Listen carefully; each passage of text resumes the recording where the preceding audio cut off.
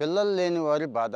పిల్లలు పుట్టలేదు అనే వాళ్ళ బాధ అంతా ఇంత కాదండి. మన బాధ మనదైతే చుట్టూ ఉన్నవాళ్ళు వేసే రాళ్ళు ఇంకొక తీరు అన్నట్టు.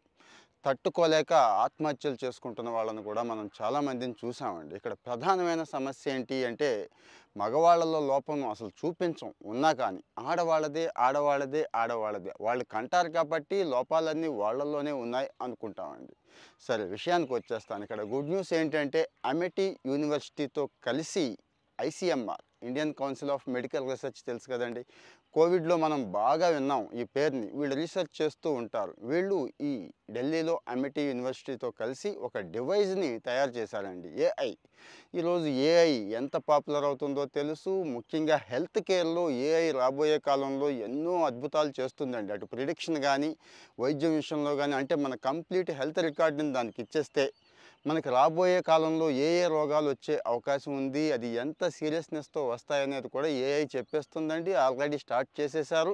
చాలా దేశాల్లో జరుగుతుంది. మనకు కూడా సాధ్యమైనంత త్వరగానే వచ్చేస్తుంది. ఎందుకంటే టెక్నికల్గా మన వాళ్ళు కూడా ఎక్స్పర్ట్స్ కాబట్టి. ఇక్కడ వై క్రోమోజోమ్ మైక్రో డిలిషన్ వైసీఎండి అంటున్నారండి. మగవాళ్ళల్లో వై క్రోమోజోమ్ ఉంటుందని తెలుసు కదా. అక్కడ ఈ వై క్రోమోజోమ్ మైక్రో డిలిషన్ అంటే అర్థమైంది కదండి. వై క్రోమోజోమ్ మెల్లమెల్లగా తగ్గిపోతుంది. వై క్రోమోజోమ్ సామర్థ్యం మెల్లమెల్లగా తగ్గిపోతుంది అంటే కుచించుకుపోతోంది అని. ఇది మన తప్పేమీ కాదండి. జీన్స్ అంటే మన పూర్వీకుల నుంచి వస్తున్న జీన్స్ కానీ, ఇక మనం మార్పు చేసుకున్న లైఫ్ స్టైల్ కానీ ఇది ప్రధానమైన కారణం. ఈ వై క్రోమోజోమ్ మైక్రో డిలిషన్ మగవాళ్ళల్లో వంధ్యత్వానికి అంటే ఇన్ఫర్టిలిటీకి, పిల్లలు పుట్టకపోవడానికి ఆడవాళ్ళు ఎంత కారణమో మగవాళ్ళు కూడా అంతే కారణం అండి. 50% లేడీస్ అయితే 50% జెంట్స్ అవుతుంది. ఈ విషయాన్ని గుర్తుంచుకోవాలి. సో మగవాళ్ళు కూడా టెస్టులు చేయించుకోవాలండి. ఎంతసేపు ఆడవాళ్ళకే టెస్టులు చేయిస్తాం, మగవాళ్ళకి చేయం కదా మనం.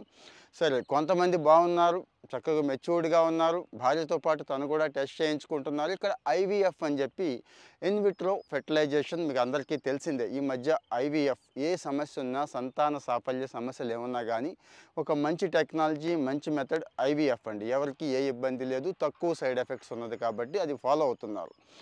ఈ ఐవీఎఫ్లో అసలు ఎంతవరకు పాజిటివ్ రిజల్ట్స్ వచ్చే అవకాశం ఉంది అనేది ఈ డివైస్ చెప్తుందండి. ఏది అమెటీ అండ్ ఐసీఎంఆర్ కలిపి ఏఐ సాయంతో ఒక డివైస్ కనిపెట్టారని చెప్పాం కదా. ఆల్రెడీ టెస్ట్ చేసేసారు.